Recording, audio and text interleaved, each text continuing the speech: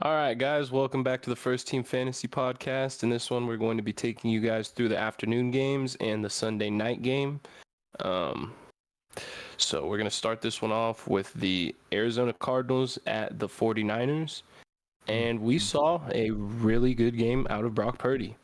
It was kind of questionable whether or not it was all the skill players or whether or not he was 20 for 21, 283 yards and a touchdown. He had the QB sneak for a touchdown too, finished with 21.3 fantasy points on the day. And he had some great throws down the field to Brandon Ayuk, which were like, okay, some of it was the skill of Brandon Ayuk making those catches, but he placed the ball like perfectly going down the field. So I think Brock Purdy's a really good quarterback, and with those weapons, he's a viable fantasy option. But the real show, the Christian McCaffrey show. Yep. 4 total touchdowns, 20 attempts, 106 rushing yards, 3 touchdowns on the ground, 7 catches on 8 targets for 71 yards and a touchdown through the air. If you're playing PPR, the man got you 48.7 fantasy points. Yeah.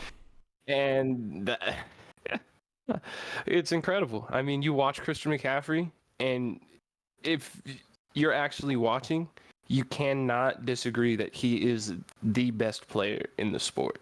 Mm-hmm. Outside of position, I don't care. He's the best player in the NFL. And he just showed, I mean, the touchdown that he hurdled the guy, that was the cleanest hurdle, and continue, like, the transition from the hurdle back into the run was so smooth, and he just glides into it's unreal watching him play. And it's great to see him healthy.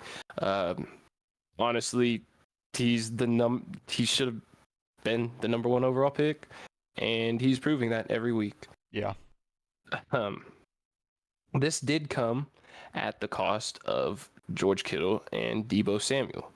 Heading into this game, I thought Deebo Samuel was going to be on a bit of a snap count. That proved to not be true because he was out there for 87% of the snaps, which was more than Ayuk, who's out there for 76%.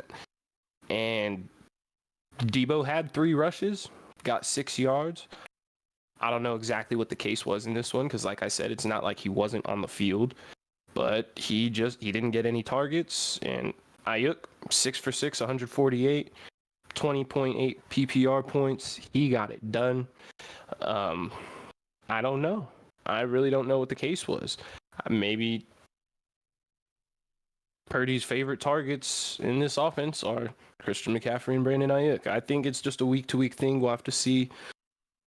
Deebo's still a guy I'm starting every week. Mm-hmm. Regardless, you know.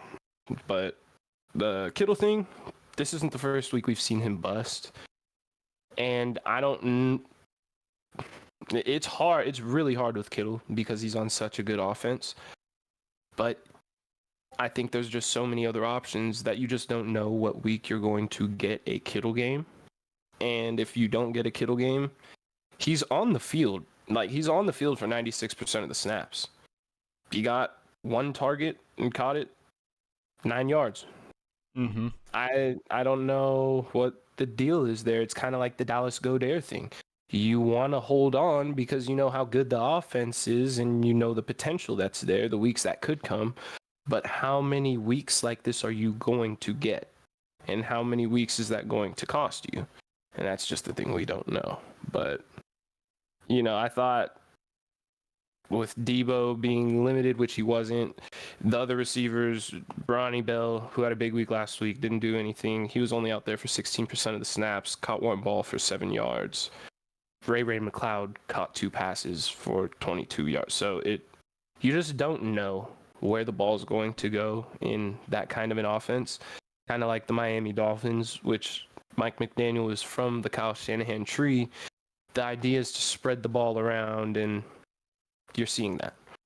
So outside of every week starting Christian McCaffrey, and you kind of have to start Deebo Samuel, Brandon Ayuk, George Kittle, I'm starting to question, but any of the other guys in these offense, not really getting looks. Yeah, and Brock Purdy's looked really good, and he's surrounded by he's surrounded by the best offensive threats in the league when you combined all of that talent. Deebo, Yeah, we both thought he was going to be on, a bit of a pitch count. He was not. And I think a lot of it, he was coming off the rib, he was coming off the knee, he was out there 80 something percent of the snaps. But I feel like, and the Cardinals came back a little bit. They made it, somewhat competitive, but It's a it's bit confusing to see him get 3 rushes but no targets. yeah, no, absolutely. 100% agree. And if you're a Deebo owner, I wouldn't be too worried. You're obviously, like you said, we're starting Deebo every week. Ayuk, McCaffrey, with the buys starting to come in. I mean, Brock Purdy's a very viable option, Yeah. depending who your quarterback is. But yeah, with Kittle, I think when everyone's healthy, the guy who's going to get left out the most will probably be Kittle. He's a fantastic run blocker, and that's helping McCaffrey. McCaffrey's by far the best running back fantasy wise and non fantasy wise. He's going to give you an insane amount of points. I think he's put up 20 plus every single week. He scored a touch. He broke Jerry Rice's record of 12 straight games with a touchdown. Yeah, that's just unheard of. But the Niners, Kittle, you're starting to question if you should be starting him. I think he has higher upside than Godare, but not by much at this point. But the Niners, it's obvious who you're starting in your lineup week in and week out with that team. Yeah. And on the Cardinals side of the ball, it's, I think through week 4, we're starting to see it's less questions and more things are becoming solidified. And I think the Cardinals are a good offense. And Kyler's going to be out a while, but Josh Dobbs is able to get the job done. He was 28 for 41, 265 yards, 2 touchdowns, no picks. He ran the ball 12 times, 48 yards. He lost a fumble, but he finished with 23.4 fantasy points. And this is 3 weeks in a row. He got 25.2, 17.06, and then 23.4. He's finishing higher than he's finishing way higher than Joe Burrow. Like he's done better than Trevor Lawrence in all 3 of those weeks. It's just a bit concerning for some of the other quarterbacks while you have guys like Josh Dobbs who are going out and getting it done for fantasy purposes. And he's a guy, like you said, with the buys coming up, he isn't necessarily someone that I'd shy away from because this is, like we said, not fantasy-wise, but real-life football-wise, one of the, if not the toughest defense in the NFL. And he was able to go out and, I wouldn't exactly say it was surgical, but the dude looks a hell of a lot better than a lot of starters in the league right now. Yeah. So I will give him that credit, and I will say, while these buys are coming up, Geno Smith's about to be on a bye, Deshaun Watson, Herbert, Baker Mayfield. So options might be a bit limited, and depending on the matchups, like I said, we'll go over that later next week in the waiver wire episode, but I do not hate Josh Dobbs at all. No. And one thing we saw, though, was with Josh Dobbs getting as many carries as he did, just running the ball and having that ability to run the ball, James Conner took kind of a hit. And against a stout Niners run defense, that's going to obviously affect his game. Yeah. He had 11 carries for 52 yards, 1 catch for 4 yards, only finished with 6.6 fantasy points. He was on the field 62% of the time, but like we said, this was a defense that was going to be tough. I mean, he's still getting volume. He'd like to see a few more targets his way, but it is what it is. At the end of the day, you're still rolling with James Conner because he's better than a lot of other options you have out there, even with a fairly poor finish this week. On to the receivers. You saw another good day for Hollywood. He got 10 targets. His targets are going to be high. He finished with 96 yards, 7 catches. He got 16.6 PPR points, and he was out there for 94% of the snaps in a game which he was questionable with the thumb injury. And you see, still with that thumb injury, he got 10 targets, hauled in 7 of them, and that's, another great finish for Hollywood. But the real star in Arizona was Michael Wilson on Sunday, their rookie, and he got 7 targets that he caught all 7, 76 yards and 2 touchdowns. And this is the second week in a row where he has gotten into the end zone. With the kind of emergence of Josh Dobbs as an actual viable quarterback, some of these options are going to start looking a lot better. And now it's hard to tell because last week you had Rondale Moore. He had that big run. He hasn't been really much of a threat in the receiving game, but I think if we see more of Michael Wilson establishing himself, he's an option that I'm really looking at. But Rondale Moore, like I said, if he doesn't break away on like a big run or have a big play, he's not really much of an option. He only got 2 targets. He didn't catch either one, and he didn't have a rush in this game. So he didn't really get it done at all. Zach Ertz, on the other hand, a tight end we've been talking about. I said I didn't like the matchup this week, and it was rough, but he got 10 targets. And anytime you get 10 targets, if you happen to catch a decent amount, he got 6 for 53, 11.3 PPR points, and he's out there 76% of the time. Trey McBride isn't that guy, so he's not someone you're really going to have to worry about if you do have Zach Ertz. So with the way he performed this week, even though he had a bad week last week, I think Zach Ertz is a tight end that could be started every week. And you just have to accept, no matter who your tight end is, there are going to be dud weeks. Mark Andrews will have them. Travis Kelce will have them. It doesn't matter who you have, so you got to roll with the punches, which is kind of the thing like with George Kittle. It's like it just depends on the amount of good games you're getting and the target volume. Like with Zach Ertz, if he's seeing this amount, then you can't really shy away from that. Some weeks are just going to be bad.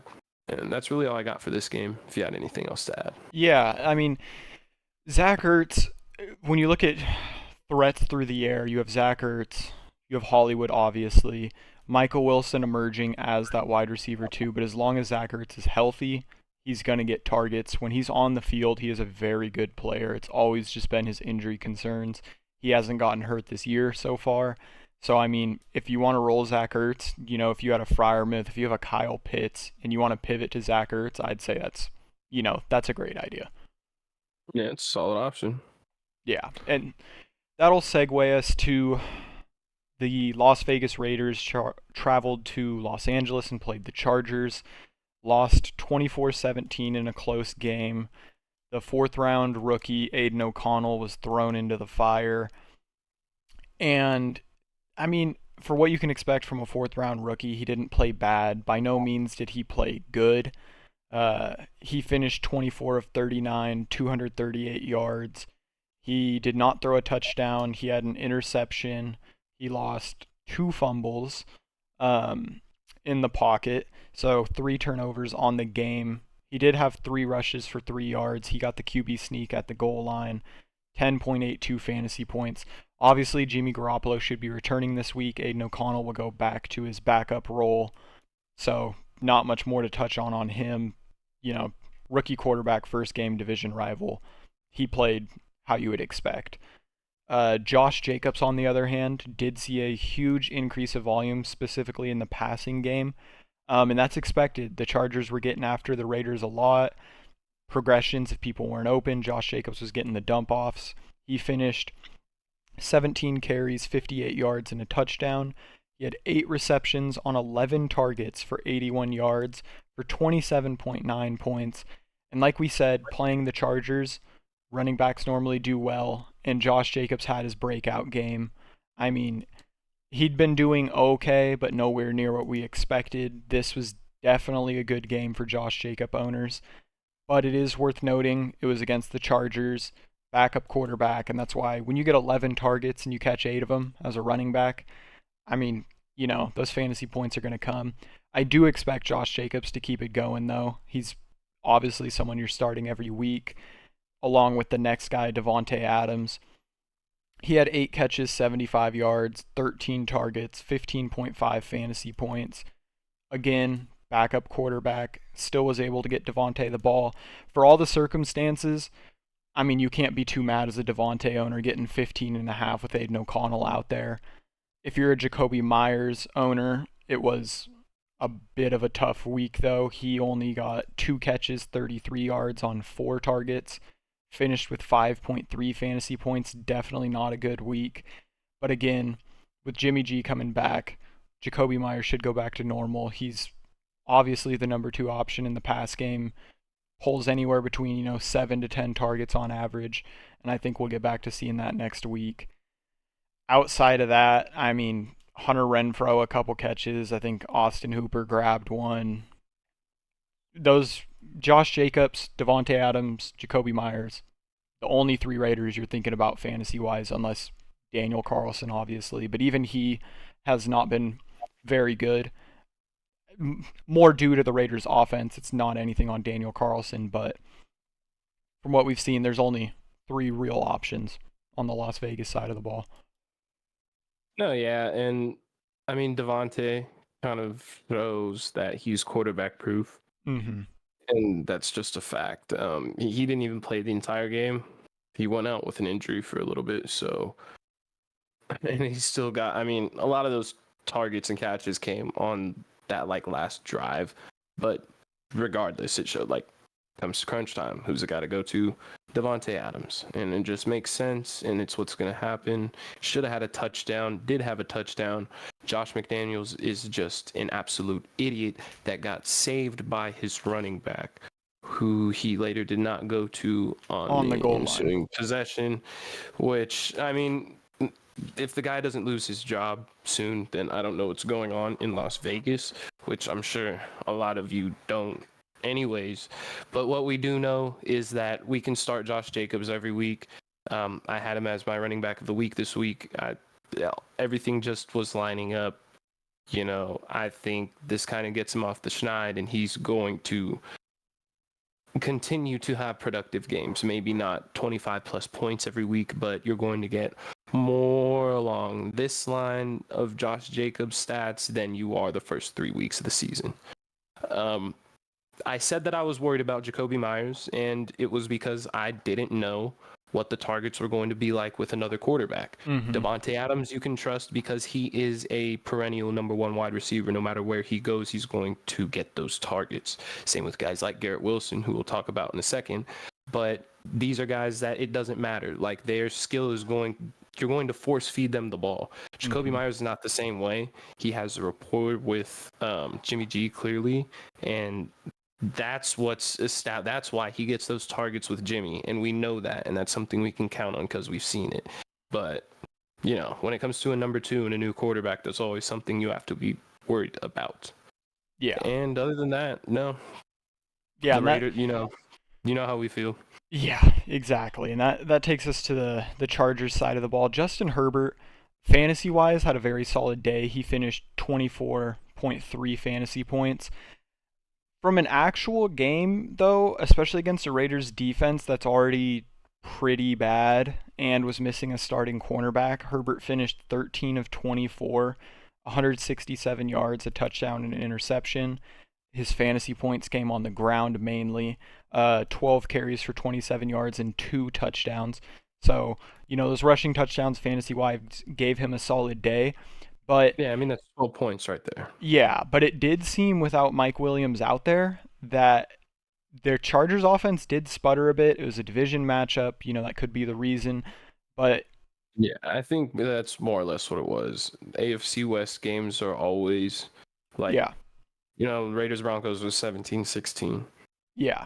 It's just something that always occurs like that. It's always a one-score game somehow. Yeah, and Josh Kelly did Josh Kelly things. 17 carries, 65 yards, 6.5 points, didn't have a reception. Like we said, Josh Kelly, A.J. Dillon, if they're starting for their team, do not have them start for yours. They're just not going to get it done. Keenan Allen had a pretty pedestrian week. He had 3 catches, 32 yards on 5 targets. He did catch a touchdown, which salvaged his fantasy week. He finished 12.2 points, so not a terrible week. But what we've seen from Keenan, I mean, definitely not up to what we've seen through the year so far. Josh Palmer actually led the Chargers in targets. He got 8 targets. He only caught 3 of them for 77 yards, though. He finished 10.7 fantasy points. He played 86% of the snaps. And we knew coming into this week, you know, Josh Palmer is going to be the number 2 for the foreseeable future. Maybe Quentin Johnston will overtake him sometime down the line. But for now, Josh Palmer is definitely the number 2. I mean, Quentin Johnston finished with 3 targets compared to Josh Palmer's 8. He only had one catch for 18 yards, 2.8 fantasy points, and he was only out there for 51% of the snaps. So, the 51% was his highest of the season, and we're probably going to see that continue to be higher than 50%, if not getting up into the 60s and 70s as the season goes on. But for now, to mention Gerald Everett, he was irrelevant in the game. Chargers tight ends. Donald Parham actually was showing the touchdown upside. Gerald Everett has not. But really, your viable Chargers fantasy players, you got Justin Herbert, Keenan Allen, Josh Palmer. I would start week in and week out for now. And Austin Eckler, once he returns, obviously you're rolling Austin Eckler. Yeah, 100%. But that's all I had for the Chargers. They had a really good first half, and then in the second half, coming into late in the fourth quarter, the Chargers had 40-something total yards. So the Raiders' defense did show up, and as Schiff mentioned, it was a divisional matchup. Those games always are ugly. This is probably one of the worst games we're going to see from Herbert on the year. He's a fantastic fantasy quarterback. They go on bye this coming week, but expect him to be back week 6, ready to go. All right, segueing into the next game, which was the New England Patriots traveling to the Dallas Cowboys. This one is going to be, I feel like, fairly easy to talk about, only because the Cowboys destroyed them 38-3. On the Patriots side of the ball, Mac Jones finished 12 of 21 for 150 yards, 0 touchdowns, 2 interceptions. He was benched towards the end of the third quarter for Bailey Zappi, and rightfully so. When your team only scores 3 points, fantasy-wise, it is not going to be good. Ramondre Stevenson continues to struggle pretty heavily on the season. He had 14 carries for 30 yards, 2 catches for 10 on 3 targets, finished with 6 points. He played 64% of the snaps, but I'm starting to get worried about Mondre. The Patriots offense as a whole, but Mondre specifically last year, seemed fine to carry the load and at least turn in good fantasy weeks, but he has really been unable to do so. The O-line's been struggling, and his yards per carry have only gotten worse week by week. He's definitely someone I am worried about. With where you drafted him, you're in a weird spot because you probably have to start him, but depends how good you've played the waiver wire. If you have guys if you picked up a Jerome Ford or people along those lines and you can play them instead, I would absolutely pivot to that, at least until we can start seeing Mondre get back on track. Even his good fantasy weeks this season, one was credited to a very high target amount and the other due to a touchdown. Other than that, he's well below. He's like 3.5 or 3 yards per carry. It's been extremely inefficient. And it's been the same for Zeke. He finished 6 carries for 16 yards, 2 receptions for 6 on 3 targets, 4.2 fantasy points. Definitely not the homecoming Zeke was hoping for. No, absolutely not. Yeah, feel bad about that. But when you get into the receiving room, Kendrick Bourne had a good first couple weeks. Devonta Parker had a solid week where we're like, okay, maybe he could be something. And at this point, just how the Patriots pass the ball, I just don't see it. Demario Douglas, Kendrick Bourne, Devonta Parker, Juju was the one getting drafted. He is not looking very good either.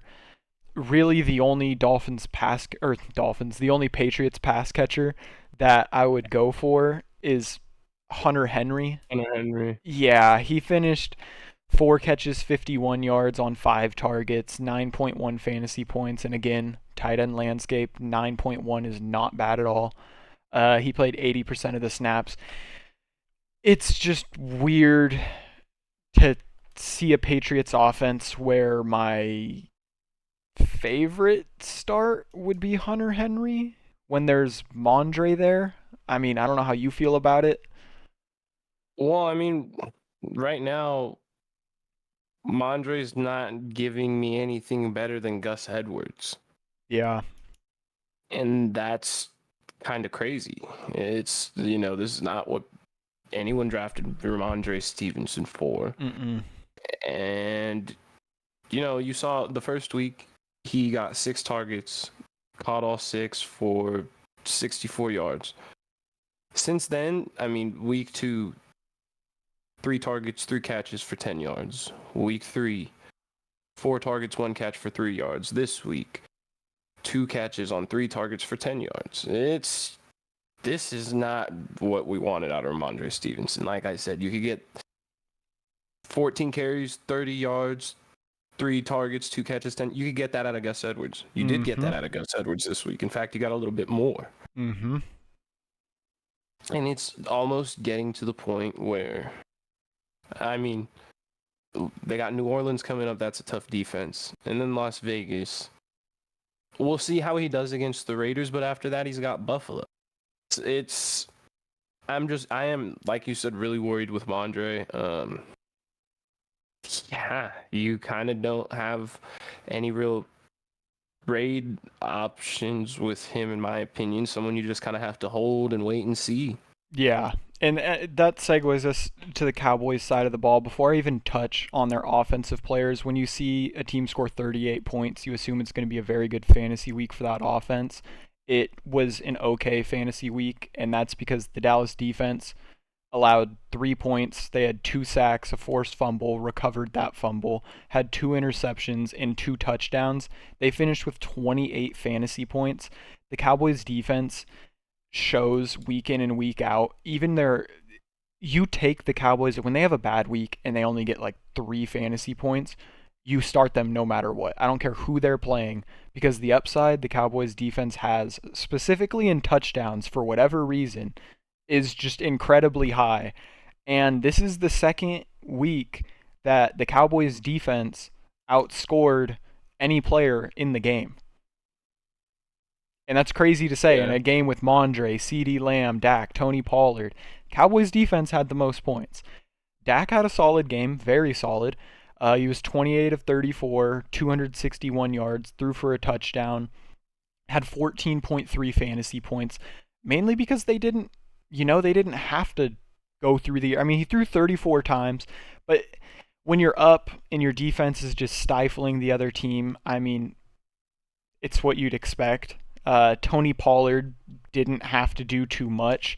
It almost seems like they gave him a bit of a rest week. He carried the ball 11 times for 47 yards, 3 catches on 3 targets for 13 yards, 9 points. And he only played 53% of snaps. If you're a Tony Pollard owner, I'd be upset you only got 9 points, but I'm not upset with Tony Pollard. It was just obvious how the game was going. You didn't even need Tony Pollard in the game the whole time. You could run whoever you wanted because you just didn't need to rely on him, so it was smart for them to not overuse him when they didn't need to. The receivers were kind of a mixture. CeeDee Lamb, 4 catches, 36 yards on 6 targets, a touchdown. That touchdown, saved him fantasy-wise this season, or this week. He had 14.8 fantasy points. He only played 63% of snaps. It was just the case with all the Cowboys receivers. Michael Gallup, who is showing he is their number 2 receiver. He had 6 targets, same as CeeDee Lamb. He had 5 catches for 60 yards. He finished with 11 points, only played 53% of snaps. So you could see, they started bringing some of those starters out, let some backups get some run. Brandon Cooks, 4 catches, 27 yards on 4 targets, 6.7 fantasy points. He played 70% of the snaps, so he was out there the longest. I like Michael Gallup over Brandon Cooks right now. I expected more from Brandon Cooks, but also the Cowboys haven't necessarily needed it too much through this part of the season. Their 3 wins, they have just dominated defensively. And then we saw their struggles against Arizona, but Brandon Cooks is becoming someone. It's like I like him because he's on the Cowboys. Dak, say what you want about Dak, he can throw the ball, and he throws the ball a lot.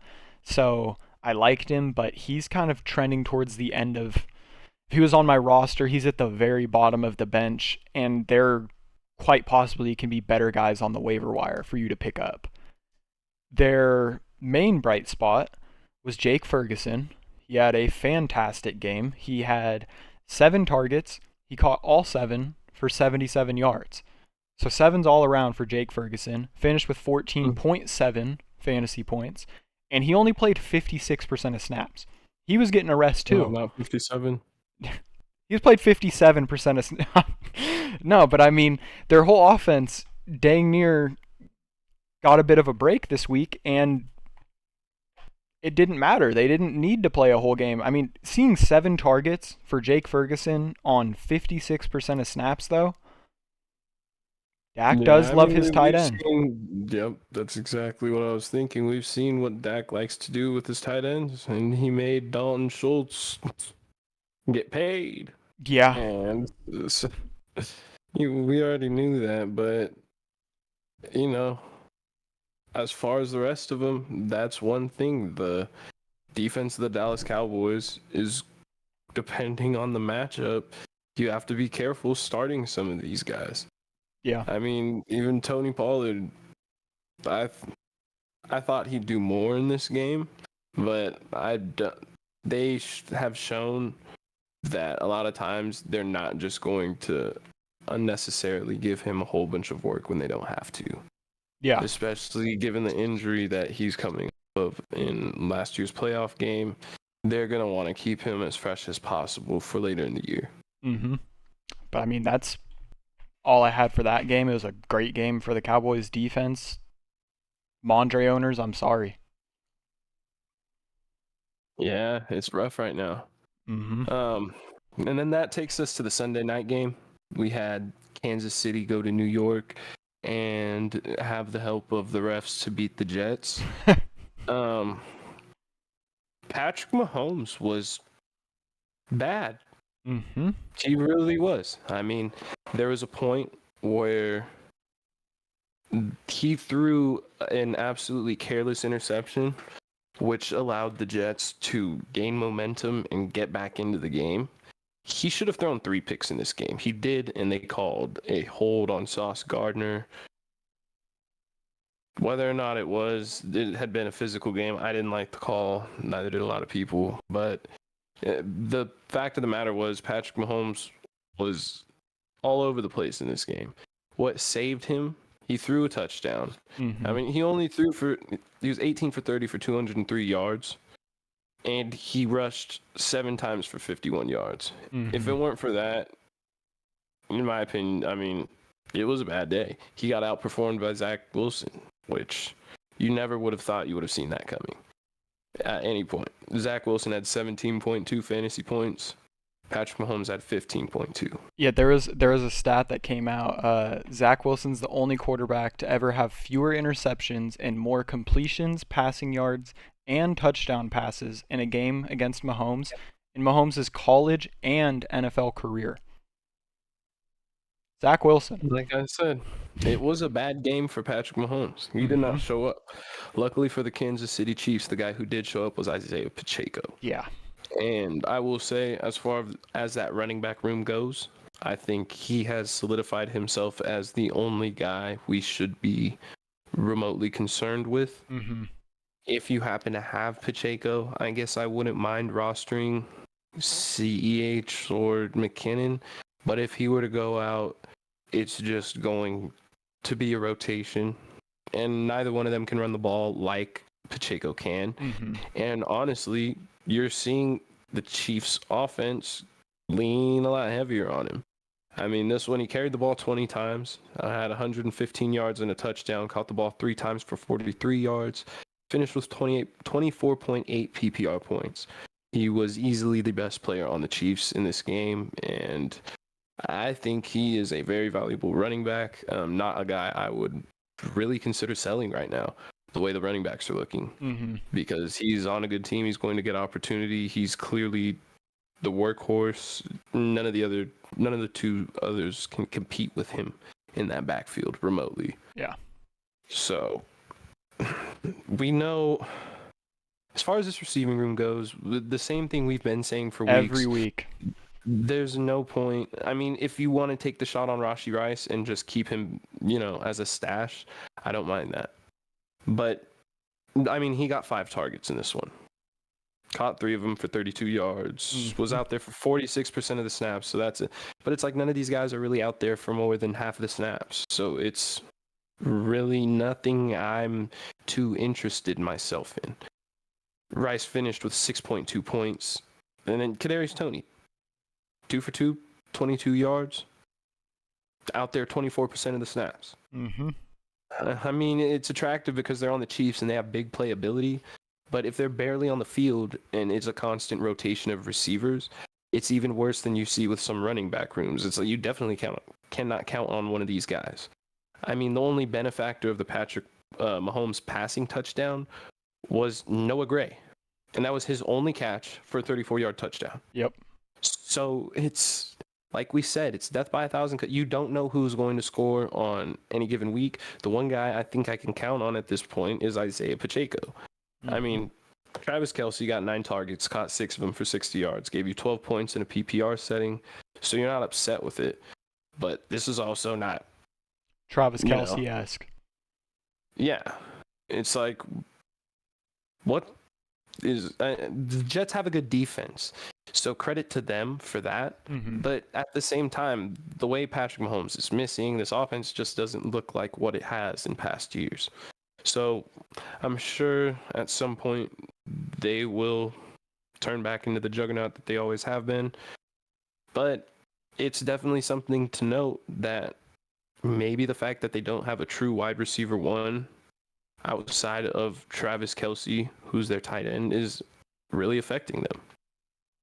And that's why they're leaning on their run game more. Yeah. But, man, outside of that, not much for the Chiefs. Just, it's the same thing every week, week in and week out. So until we see something different, only guys we're rolling with, you already know Mahomes. Isaiah Pacheco is starting to look more and more like an RB1 every week. Travis Kelce.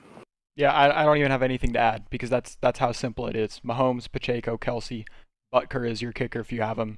Good on you. That's it. And yeah, moving on to the Jets side of the ball, we got a pretty pleasant surprise after, like I said, that interception. Zach Wilson remembered that he actually knows how to play the position of quarterback fairly well. And he went out and did it, man. He, 28 for 39, 245 yards, 2 touchdowns, no picks. He carried the ball twice. He unfortunately fumbled a snap, which ended up kind of costing them the game. But, from what we've seen out of him so far, this is the best performance against the defending Super Bowl champions. It definitely gave me a lot more hope in the Garrett Wilson stock, who at this point I just believe might be quarterback proof. Because regardless, I mean, like I said about Davante Adams, and I'm not calling him Davante Adams by any means, but he is a superstar. Yeah. And everybody's aware of that. And that's what he got 14 targets. No one else on this team. I mean, Tyler Conklin got 6, and that was the next closest guy. Yeah. He's getting 8 more targets than the next, than the second receiver on the team who happens to be the tight end. I mean, Lazard finished 3 for 3, 61 yards and a touchdown. He might be on the radar a little bit. That's if Zach Wilson can continue playing at a decently high level. Yeah. So right now, all I'm concerned with is Garrett Wilson. And if, like I said, if Wilson can continue playing at this level, then Tyler Conklin might also be somebody to consider looking at. He was 4 for 6 for 58 yards, the second most on the team, or third most on the team, rather. Finished with 9.8 PPR points, and he was out there 68% of the time. Unfortunately for him, he saw the touchdown one of the touchdowns go to CJ Uzomah, who was only out there 36% of the time, and that was his only catch for the 1-yard touchdown. It was a good ball from Wilson. And it was, yeah. It was a good ball. Wilson, his ball placement was great. He was on point for a large chunk of that game. Unfortunately, it just came up a little short in the end. Breece and Dalvin. I'm still having trouble with Breece Hall because you can see that it's there. And it's one of those things that we talk about. the Jets' offensive line doesn't seem to be good enough to provide good enough lanes for either Dalvin Cook or Breece Hall to run through. Because Dalvin Cook is by no means a bad running back, but he can't. I mean, he's 5 for 16. Breece Hall happens to be younger and better than Dalvin, but he's 6 for 56, and that's just the one thing. And it's like, very fortunately for Breece Hall, 3 passes on 4 targets for 13 yards, finished with 9.9 PPR points. But it's still a thing where, like, at this point, Dalvin, I mean, this 2 games in a row, he's only been out there 25% of the snaps. He is borderline droppable. That's exactly what I was going to say. I would drop him. That's keeping him on teams is the fact that he's Dalvin Cook. But at this point, I mean, you're not even on the field for half of the snaps. Not even Breece Hall's out there for half. He's only getting 44% of the snaps right now, and he's probably going to get ramped up more and more. But I just have, at this point, as far as Breece Hall goes, you have to hold him.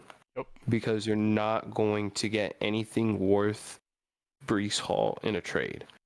You have to hope that Zach Wilson either continues to play at a decent level and the Jets somehow are able to get him worked more to the passing game. Because other than breaking for a long touchdown, this is what's going to be the reality for most weeks. It's around 10 points max. I mean, I even called this week, I thought Najee would outscore him, and he did. And it's just, against better matchups, I think he'll have better weeks. You can, but overall, it's just very tough.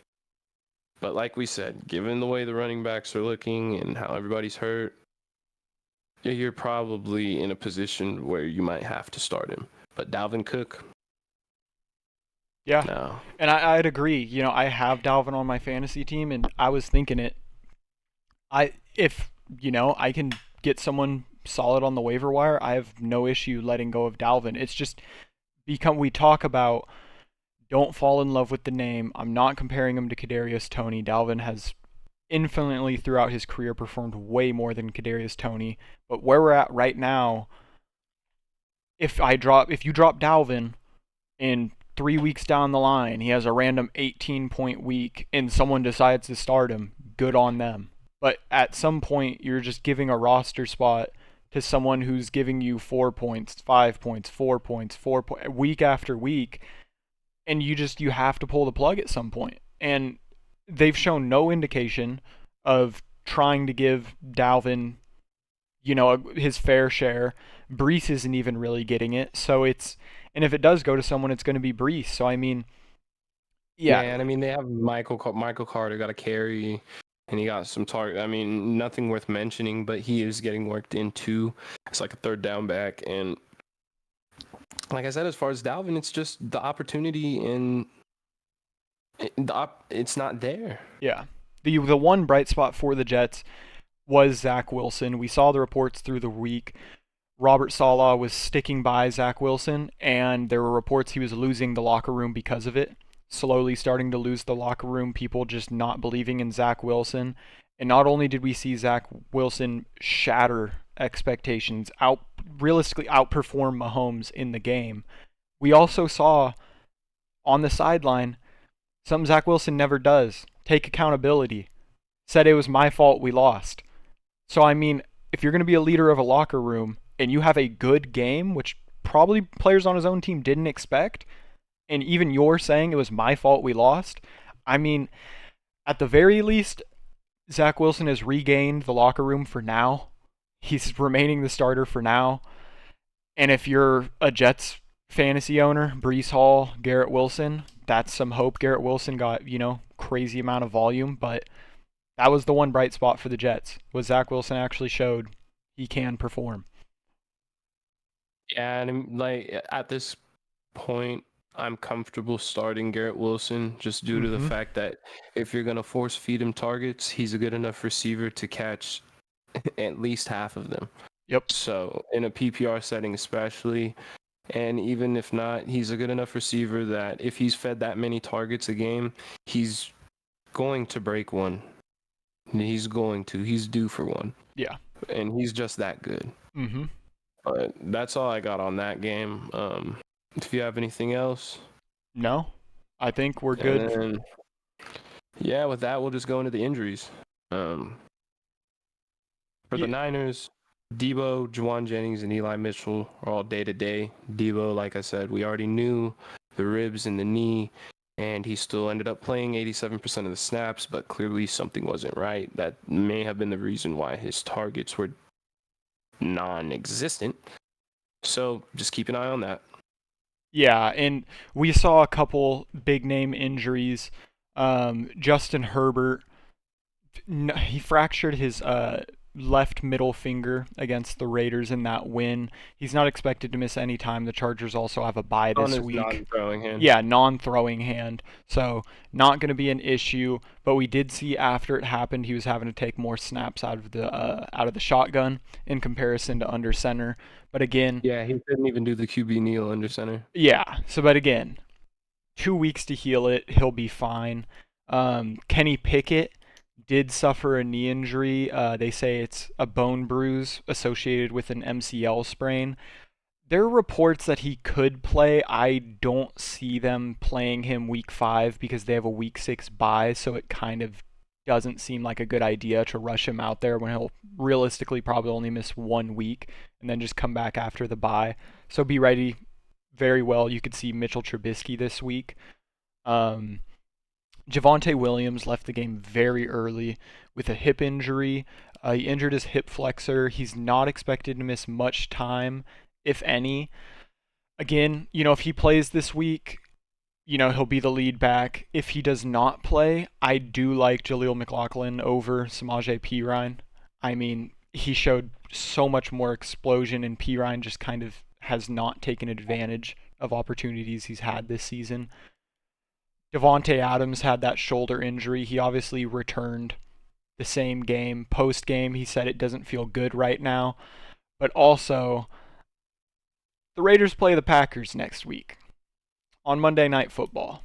If you had to ask me if I think Davante's going to play in that game, I absolutely think Davante will play. So we'll monitor it through the week, give our updates, but doesn't seem like it's too bad of an injury for Davante. Mike Evans hurt his hamstring. He was doing okay. He had 3 catches for 40 yards before he got the hamstring injury. Todd Bowles, after the game, said that Mike Evans just tweaked it. He'll see how serious it is or not serious once they run some more tests, so we'll have to wait to get a better update on that. T. Higgins, though, fractured a rib, which was not good to see. He only had 2 catches for 19 yards before getting the injury. He says that there's a possibility he plays this coming week. Realistically, though, with a fractured rib, that's a very high-risk injury to re-aggravate, if not make worse. So, T. Higgins owners, I mean, he's been super inconsistent anyways, but be ready to be without T for at least a week. Yeah. The Dolphins, Terron. Oh, you have one? Oh, no, I was just saying, this week, Jonathan Taylor and Cooper Kupp are both coming off the PUP and returning to practice. So, in regards to Puka Nacua, Tutu Atwell, Zach Moss is something to pay attention to. If Jonathan Taylor were to get traded, obviously Zach Moss is going to be the Colts' RB1 for the rest of the season. But if he returns, then Zach Moss is dust. So these are just things to monitor. And we'll see in the first game of Cooper Kupp's return what happens with the target share. Yeah. That'll be interesting. Yeah, Jahan Dotson tweaked his ankle a little bit. He was a limited participant today. I don't think it's going to affect him too much throughout the week, but just something worth mentioning. Pat Freiermuth did injure his hamstring and exited the game. So he's having imaging done on it today to see the extent. We'll provide updates as we get them, but his availability this coming week is also up in the air. Juwan Johnson for the Saints hasn't really been a factor this season, but he did leave due to a calf injury and did not return. They're not sure how serious it is. Again, that's one we'll have to wait and see. Um, Terron Armstead, very good tackle, has never played a full season. He injured his knee and exited that Bills game. He's worth mentioning just because that is a blocker for Devon Achan. Which one is it? Achan? Devon Achan. For him and Mostert and Jeff Wilson when he comes back, so worth mentioning. The Patriots had a couple losses on defense. Again, can hurt their defense in fantasy pretty significantly, actually. Could be their two best players. Matt Judon tore a bicep tendon. He'll be out indefinitely. And Christian Gonzalez hurt his shoulder. They were saying at first it's a dislocated shoulder, but the Patriots are marking him out as out indefinitely. Now, that could mean literally a single week. That could mean 5 weeks. I have no idea. We're going to have to wait and see on that one. And a super big hit to the Bills' defense is Tre'Davious White tearing his Achilles. He will obviously be out for the season. That's a huge hit, their lead corner. We'll see how the Bills, I still like their defense a lot, but, fantasy-wise, that is a pretty big hit to their defense. No, most definitely. And honestly, that's about it. All we got for you guys today. We will come back tomorrow with the waiver wire episode and the review of tonight's game. If you got DK, if you got Ken Walker, who else? Waller, Daniel Jones, Gino. Good Matt luck Breida. to you. Yeah. Anyways, we'll be back next time, guys. Take more reps with the first team. See you next time.